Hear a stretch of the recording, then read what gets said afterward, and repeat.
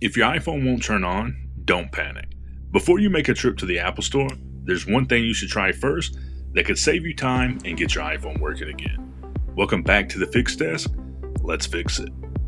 Before we get started, if you woke up, took your phone off charger, and it won't turn on, don't assume the worst.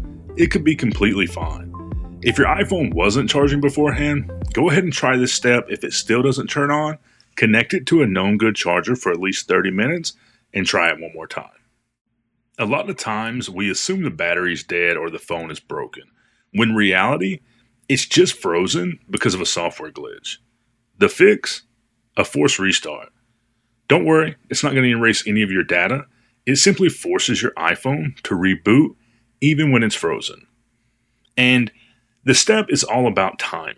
So you will need to do it quickly, and you're going to start by pressing and releasing the volume up button on the left side of your phone.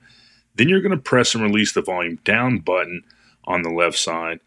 And then you're going to press and hold the side button, which is located on the right side.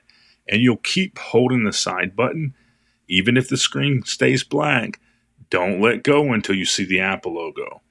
You're going to have to do it quickly. It'll just be up, down, and then hold the side button only. The button on the right side is the only one that you're going to continue to hold.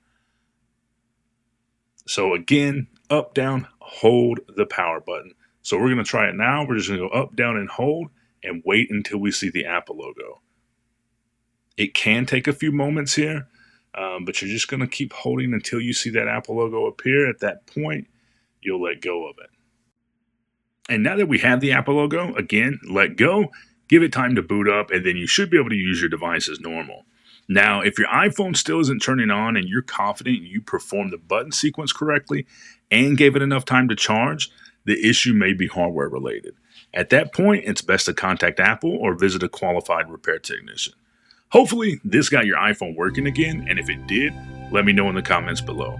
If you found the video helpful, don't forget to like and subscribe for more simple solutions. Thanks for watching, and as always, I'll see you in the next one.